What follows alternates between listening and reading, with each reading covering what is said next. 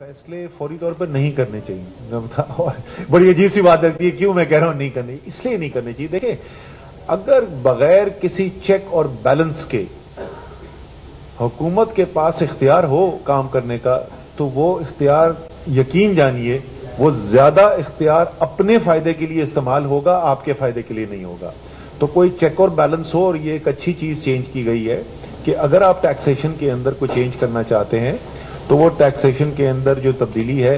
वो पार्लियामेंट के पास कर जाएं, वहां पर एक डिबेट हो और वहां से अप्रूवल हो।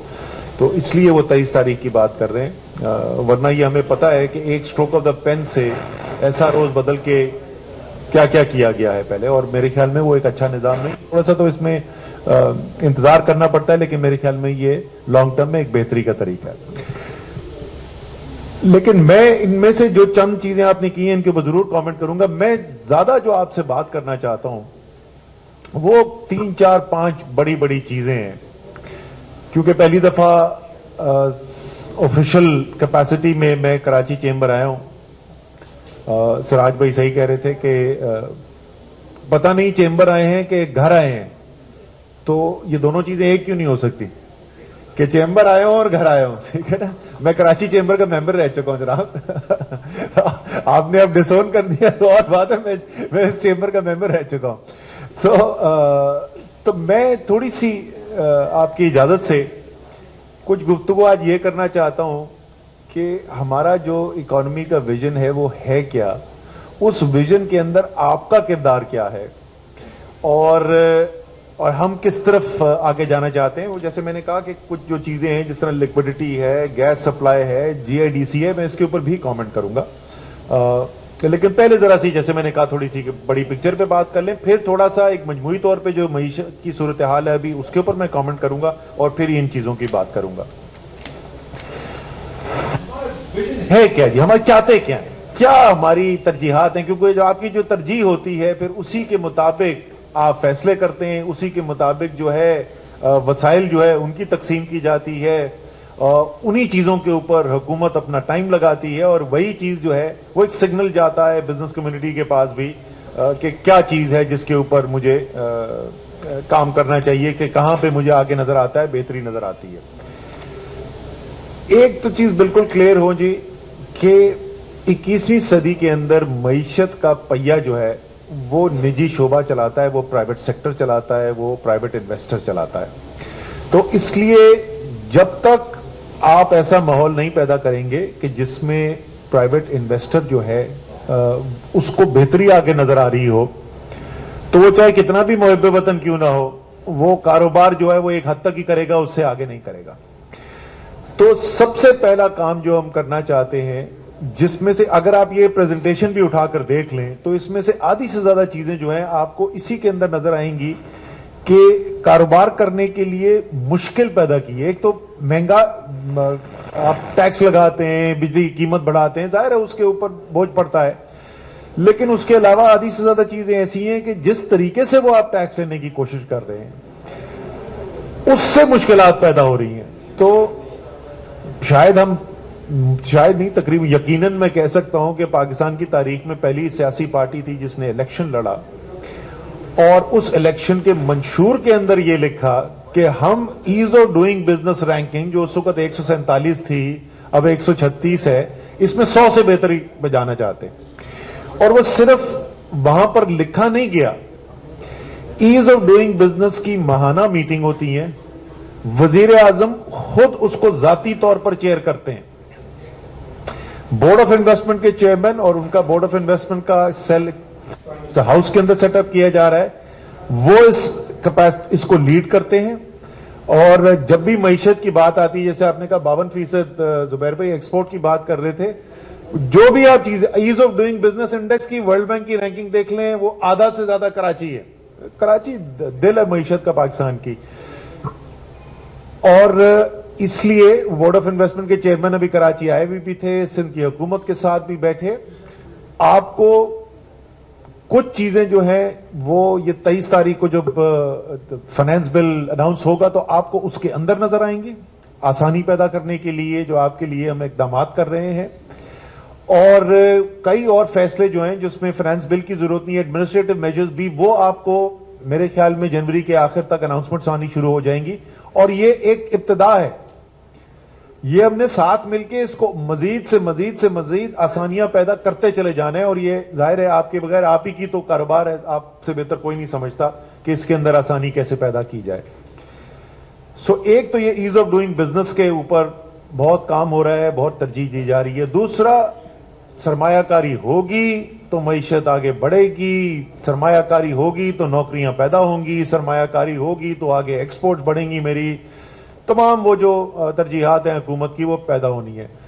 تو ہم نے اس وقت معیشت ہماری ذرا سے سمجھنے کی ضرورت یہ ہے کہ ہم نے جو معاشی پالیسی جس کے اوپر ہم کام کرتے رہے ہیں پچھلے تقریباً 3 دہائی میں زیادہ تر عرصہ، کچھ سال میں اگر چھوڑ دوں،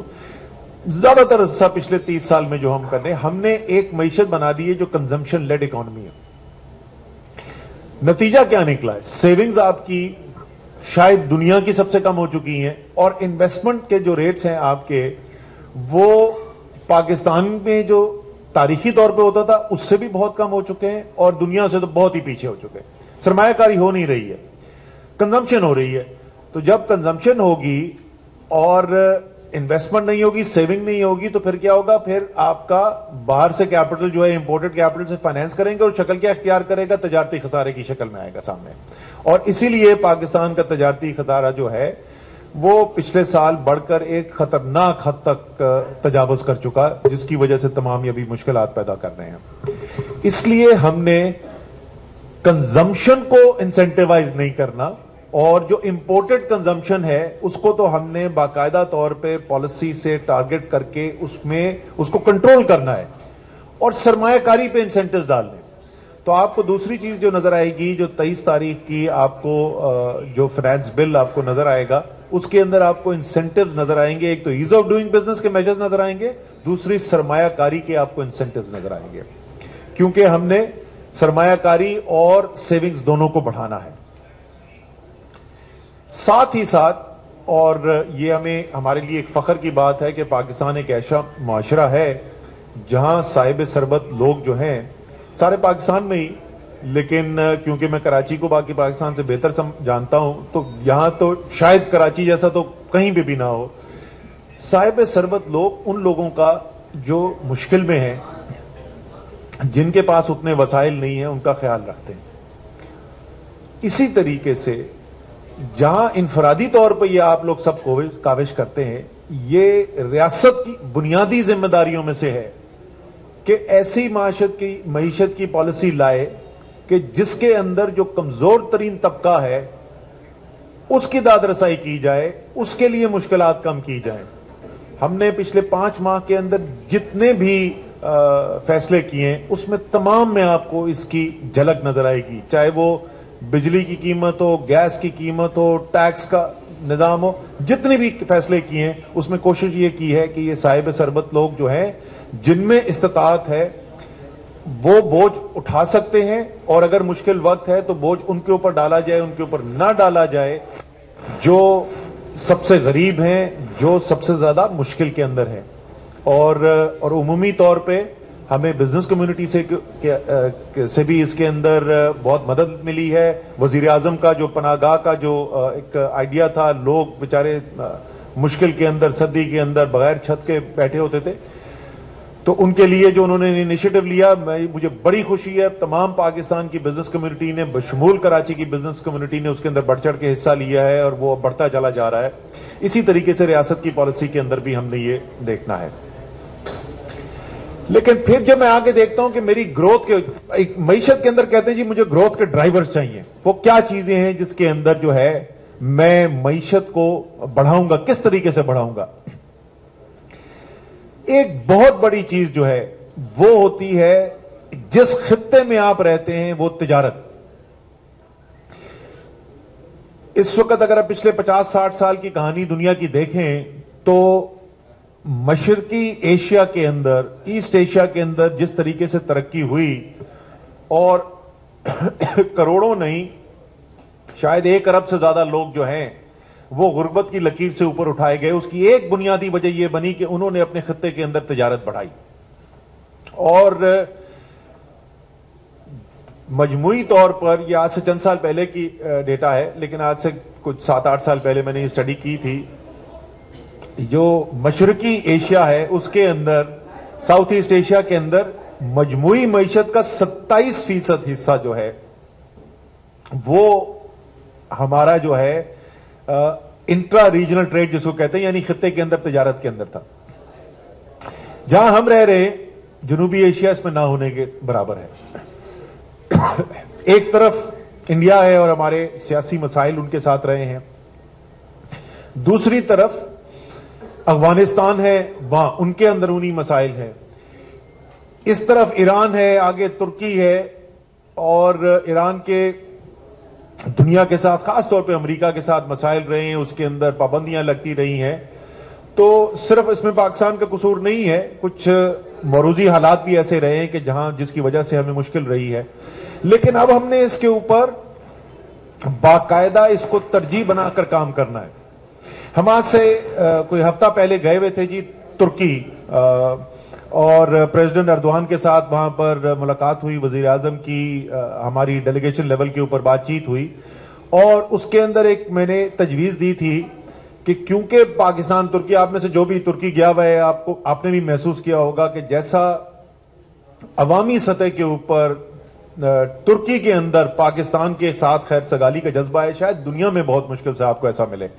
لیکن ہماری باہمی تجارت نہ ہونے کے برابر ہے، ہماری انویسٹمنٹ بہت کم لیول کے اوپر ہے. تو میں نے ان کو کہا، بات یہ ہو رہی تھی کہ وہ ٹرکش بزنس ڈیلیگیشن یہاں پر لے کے آئیں گے اور پھر ہم یہاں سے بزنس ڈیلیگیشن وہاں پر لے کے جائیں. میں نے کہا یہ بہت اچھی بات ہے، یہ کرنا چاہیے ہمیں،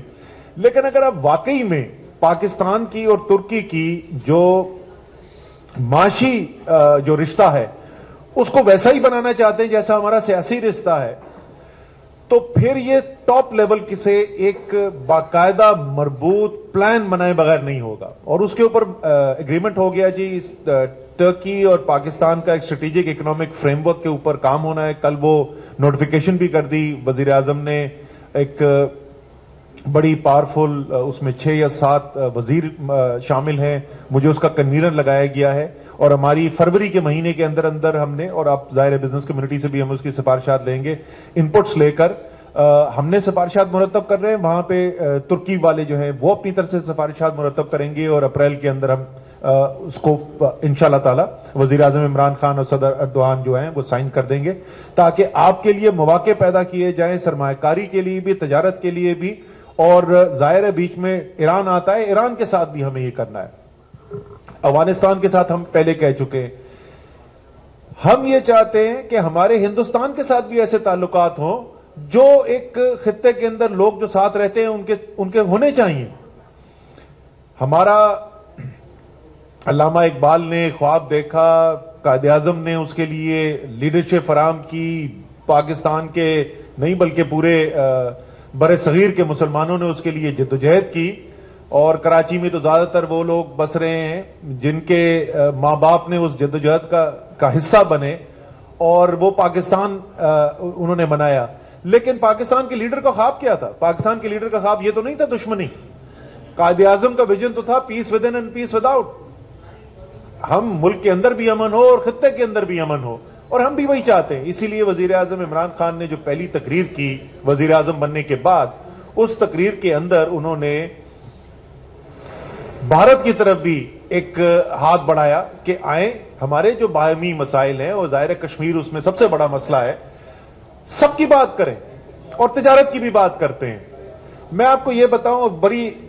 افسوس کی بات ہے کہ بھارت کی حکومت نے اس کا مثبت جواب نہیں دیا. شاید ان کی اندرونی سیاست کی یہ مجبوریاں ہیں، خاص طور پہ ان کا الیکشن آنے والا ہے. ہماری ابھی بھی امید یہ ہے کہ الیکشن کے بعد بھارت جو ہے وہ شاید جو ہم نے ہاتھ بڑھایا تھا ایک بات چیت کرنے کا، ایک باہمی جو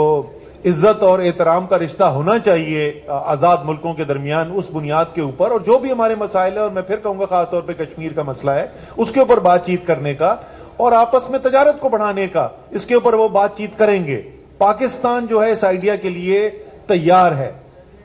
میں آپ کو یہ بھی بتاؤں کہ بہت اکثر حلقوں کے اندر یہ چیمگوئی ہوتی ہے اور لوگوں کا خیال یہ کہ یہ اس لیے نہیں ہوتا اور یہ بھارت یہ کہانی بار بار پیٹتا ہے اور دنیا کو سناتا ہے کہ جی یہ اصل میں اس لیے نہیں ہو سکتا کہ پاکستان کی فوج اس کی مخالفت کرتی ہے۔ میں آپ کو بتا رہا ہوں کہ پاکستان کی فوج اس سوچ کے ساتھ مطابقت رکھتی ہے، پاکستان آرمی چیف اس آئیڈیا کو سپورٹ کرتے ہیں کہ پاکستان اور انڈیا اپنے تمام معاملات جو ہیں ان کو مل بیٹھ کر بات چیت کے ذریعے حل کرے، تمام مسائل کو حل کرنے کے ساتھ ہمارے آپس میں جو معاملات ہیں، خاص طور پہ تجارت کے معاملات جو ہے، معیشت کے معاملات جو ہے، ان کو بھی بڑھایا جائے۔ اس میں بھارت کا بھی فائدہ ہوگا، اس میں پاکستان کا بھی فائدہ ہوگا۔ اس پوری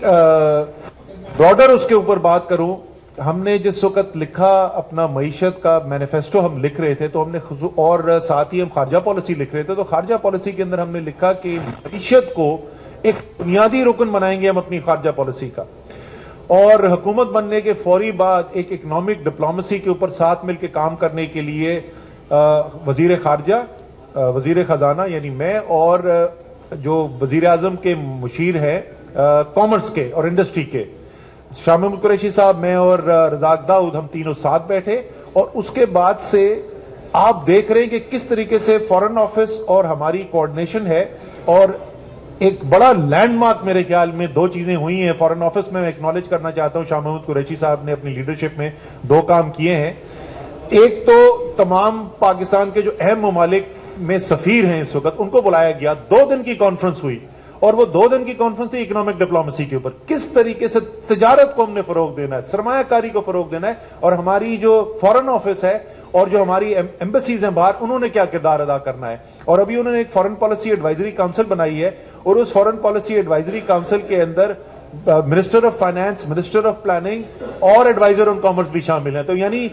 ایک آپ کو نظر آ رہا ہے کہ یہ ایک حکومت ہے جو سمجھتی ہے کہ میں نے اگر اپنے ملک کے عوام کی جو کروڑوں لوگ غربت کی زندگی گزار رہے ہیں، اگر میں نے ان کی زندگی بہتر کرنی ہے تو ان کی زندگی بہتر کرنے کے لیے مجھے تجارت کو فروغ دینا ہے، مجھے سرمایہ کاری کو فروغ دینا ہے، اور ہر کام جو میں کروں بشمول میں خارجہ پالیسی جو بناؤں اس کے اندر میں نے اس چیز کو ترجیح بنیاد دینی ہے انشاءاللہ تعالیٰ۔ اور ابھی تک آپ اس کے ریزلٹس دیکھتے بھی آئے ہیں، پاکستان کو جس طریقے کی بائیلیٹرل سپورٹ، باہمی ہمیں جو سپورٹ ملی ہے دوست ممالک کے سے پچھلے 5 ماہ کے اندر، یہ پاکستان کی تاریخ میں کبھی نہیں ہوا، اور وہ اس لیے کہ جس وقت پاکستان کی لیڈرشپ وہاں بیٹھ رہی ہے وہ بات ہی سب سے زیادہ پہلے کرتی ہے معیشت کے معاملات کی۔ آپ کو ابھی جو نظر آ رہا ہے وہ نظر آ رہا ہے جو فوری امداد کی چیزیں آئی ہیں، جو فائنینشیل ایڈ ہیں، ڈپازٹس آئے ہیں، ان کی بات ہو رہی ہے۔ اگلا سٹیپ بہت جلد، آج بھی میں آپ کو بتا دوں سعودی عربیہ کے جو انرجی کے منسٹر ہیں خالد الفالی، دنیا کے سب سے پاورفل انرجی منسٹر ہیں، وہ آج بھی پاکستان آئے ہوئے ہیں، آج بھی ان کی ملاقات ہو رہی ہے چیف منسٹر بلوچستان کے ساتھ، منسٹر فار پیٹرولیم ان کے ساتھ میٹنگ کر رہے ہیں، اور آپ جلد جو ہے وہ اگلا سٹیپ دیکھنا شروع کر دیں گے، اور وہ کیا ہے، سرمایہ کاری کی اعلانات آپ دیکھنا شروع کر دیں گے، اور اسی کے ساتھ ساتھ اس مہینے کے آخر تک یا اگلے مہینے کے شروع میں جو ہم ٹریڈ کی نیگوسیشن کرتے رہے اس کے اثرات آپ ایکسپورٹس دیکھنا شروع کر دیں گے جو اسی اکنامک ڈپلومیسی کے ساتھ لنکڈ ہے۔ سو یہ صرف ڈپازٹس یا قرضے کی بات نہیں ہو رہی ہے، انویسٹمنٹ کی بھی بات ہو رہی ہے، ٹریڈ کی بھی بات ہو رہی ہے۔ تو میں نے کہا یہ ایک اچھا موقع ہے، پاکستان کے سب سے بڑے معاشی شہر کے سب سے بڑے چیمبر کے اندر میں آیا ہوا ہوں، تو آپ کے ساتھ تھوڑا سا یہ بھی شیئر کروں کہ بڑے لیول کے اوپر کیا ہو رہا ہے۔ اب میں آتا ہوں جی 2-3 چیزیں جو آپ نے بات کی تھی، بڑی چیزیں، گیس سپلائی۔ دیکھیں گیس سپلائی یہ جو ہو رہا ہے نا سراج بھائی، زبیر بھائی، یہ پلان سے نہیں ہو رہا، امپلیمنٹیشن کے اندر غلطیاں کی گئی ہیں، ہمارے خیال میں وہ غلطیاں جو ہے وہ بالکل اوائڈبل تھیں اور اسی لیے ایکشنز لیے گئے، آپ نے دیکھا ہے اس کو۔ پلاننگ سائیکل جو ہے اس کو ہم بدل رہے ہیں، ہماری تو یہ 2 مہینے آگے کی انٹیگریٹڈ پلاننگ سائیکل ہمیں نہیں نظر آتا تھا۔ آپ دیکھیں اس وقت میں ایک چھوٹی سی مثال دیتا ہوں پلاننگ کے فقدان کی، کہ ہم نئے پاور پلانٹس لگا رہے تھے، وہ power plants imported L N G پہ تھے، ڈومیسٹک کول کے اوپر تھے، امپورٹڈ کول کے اوپر تھے۔ بائی ڈیزائن ہم یہ کوشش کر رہے تھے کہ فرنس آئل جو ہے क्योंकि उससे महंगी बिजली खत्म पैदा होती है, तो फर्नेस ऑयल के ऊपर पावर जनरेशन खत्म की जाए। अब पावर प्लांट लगाने में जुबैर भाई आपको पता है 4 साल लगते हैं यार, ये ऐसा तो नहीं होता एक दिन सुबह उठे तो पावर प्लांट लगा हुआ था। 4 साल में वो प्लानिंग किधर थी कि अच्छा ये फर्नेस ऑयल अगर पावर जनरेशन के अंदर नहीं इस्तेमाल होगा तो ये जो रिफाइनरी फर्नेस ऑयल बना रही है जाएगा किधर? ना एक्सपोर्ट इंफ्रास्ट्रक्चर इन प्लेस, ना डीप कन्वर्जन के प्रोजेक्ट्स इन प्लेस। आप लिटरली आप आगे देखने को तैयार नहीं थे। तो अभी फर्टिलाइजर के लिए भी मैंने कहा है, गैस के लिए भी, पावर के लिए भी हम कम से कम 12 महीने के ऑपरेशनल साइकिल, ऑपरेशनल प्लानिंग और स्ट्रेटेजिक प्लानिंग 5 साल की हम जो है वो रोलिंग बेसिस के ऊपर शुरू कर रहे हैं इंशाल्लाह ताला। तो ये मसाइल जो आपको इस साल देखने में आए, जो हम देख रहे हैं प्रॉब्लम गैस के आए, बिल्कुल आए मसाइल, और आपको वो नहीं देखने चाहिए थे, ये बिल्कुल दुरुस्त बात है। लिक्विडिटी की आपने बात की जी, लिक्विडिटी के ऊपर सूरत हाल ये है, आप सिर्फ कारोबार की बात करते हैं, 800 अरब रुपए गर्दिशी कर्जे, उसके अलावा 600 अरब रुपए पीएचपीएल में पाक 1400 अरब रुपए की अनपेड अमाउंट वहां पर बैठी हुई है। गैस के सिस्टम के अंदर तकरीबन 150 अरब रुपए। आप कोई इदारा उठा ले, रोजाना की बुनियाद पर मेरे पास वफ्त आते हैं जो अपील लेके आए हुए होते हैं, जी ये हमारा पैसा 6 साल पुराना फंसा हुआ है, ये हमारा 4 साल पुराना फंसा हुआ है, ये हमारा 3 साल पुराना फंसा हुआ है। सो मेरे अंदाजे के मुताबिक अगर मैं तमाम ये चीजें जोड़ लूं तो 2000 और 3000 अरब रुपए के दरमियान पुराना कर्जा है, जिसको मैं पुराने पाकिस्तान के कर्जे कहता हूं, जो अदा करने। तो ये आपको भी पता है कि हमें भी पता है कि 2 से 3000 अरब रुपए फौरी तौर पे तो नहीं आएंगे। आपको पता है कि क्या सूरत हाल है, साथ current account deficit, fiscal deficit आसमान से बाहर निकल रहा। तो हमने ये कहा है कि लेकिन हम साथ कारोबार भी चलाना चाहते हैं। तो कारोबारी ही इदारों से हमें आई थी एक तजवीज कि जो पुराने सेल्स टैक्स के रिफंड हैं, डीएलटीएल के रिफंड्स हैं और जो अदायगियां हैं, उनके लिए 2 काम किए जाए। तो हम बुनियादी तौर पर करने की कोशिश करें कि तकरीबन 1/3 जो है वो कैश पेमेंट्स करें आहिस्ता आहिस्ता इस साल के अंदर, और 2/3 के लिए निगोशिएबल इंस्ट्रूमेंट्स इशू करें। निगोशिएबल ताकि आपके पास वो जब निगोशिएबल इंस्ट्रूमेंट हाथ में आ जाए तो आप बैंक जाके आपको डिस्काउंट करा सके तमाम उसका। एक तो हुकूमत के सरकार में आपको मैं क्या बताऊं, थोड़ी काम भी करने में, अगर मैं अपनी प्राइवेट सेक्टर की जिंदगी में 10 कदम चलने के लिए मुझे जितनी मेहनत करनी पड़ती थी, तो सरकार के निजाम के अंदर 1 कदम चलने के लिए उतनी मेहनत करनी पड़ती है। तो उस निजाम को भी बेहतर करना है। वो गैस का आपको पता है, एक्सपोर्टर्स का जो हम फैसला कर रहे थे, कोई 4 दफा तो मुझे ईसीसी में फैसला कराना पड़ा, लेकिन उसके बावजूद ये फाइनली हम पहुंच गए यहां पे इंशाल्लाह ताला। ये जनवरी के महीने के अंदर तमाम उसकी लीगल अप्रूवल्स द्वारा फाइनल हो जाएंगे और मैक्सिमम 15 फरवरी तक इशू हो जाएंगे नेगोशिएबल इंस्ट्रूमेंट्स। और आपकी लिक्विडिटी जो साथ ही नवंबर दिसंबर में लिक्विडिटी की पुरानी जो रिफंड्स हैं उनकी कुछ पेमेंट साथ करानी शुरू कर दी। अच्छा, स्टॉक एक्सचेंज के अंदर भी चलो मैं सिर्फ ये बोलता हूं, वहां पे भी जो है मार्केट के अंदर जो है इस वक्त लिक्विडिटी जो है वो ड्राई अप हुई हुई है, टर्नओवर कम हुआ है। तो 23 तारीख को जो आएगा फाइनेंस बिल, उसके अंदर चले मैं सिर्फ इतना कहता हूं स्टॉक मार्केट के लिए भी अच्छी खबर होगी इससे ज्यादा मैं नहीं होती। अच्छा, उसकी ट्रेडिंग, वो जब ट्रेडेबल इंस्ट्रूमेंट बन जाए, ये बहुत अच्छा आइडिया है कि उसको लेके जो है, तो ये आपको पता है, वो खैर वो मिसाल बहुत अच्छी नहीं है जो वहां पे किया गया था यूएस में हाउसिंग मार्केट के लिए, उनको क्लब करके उसके फिर जो है स्टॉक मार्केट के बिल्कुल हो सकता है ये सब चीजें। दूसरी चीज आप जो देख रहे होंगे, अभी तक आपने देखा भी होगा कि जो अपॉइंटमेंट्स इदारों के अंदर जो इकोनॉमिक इदारे हैं, आपको नजर आ रहा होगा प्रोफेशनल्स अपॉइंट होने शुरू हो गए, सियासी बुनियाद के ऊपर भर्तियां नहीं हो रही हैं। और जब ये इदारे मजबूत होंगे तो यहां से आपको बेहतर डिसीजन मेकिंग भी नजर आएगी। आखिरी चीज जीआईडीसी जहां तक मुझे याद है, एक होती थी हुकूमत पाकिस्तान पीपल्स पार्टी की। वो पाकिस्तान पीपल्स पार्टी की हुकूमत जो थी वो बरसरे इक़्तिदार थी 3 छोटे सूबों के वोट्स के ऊपर और जो 3 बड़े गैस प्रोड्यूसिंग सूबे हैं उनके वोट्स के ऊपर। पंजाब में उनकी माइनॉरिटी थी, उनकी पंजाब में हुकूमत नहीं थी।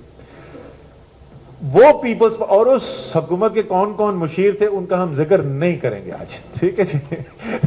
वो जो हुकूमत थी वो ये जीआईडीसी लेकर आई। और क्यों लेकर आई कि पैसा जो है वो सूबे के पास ना जो है वो सारा वफाक के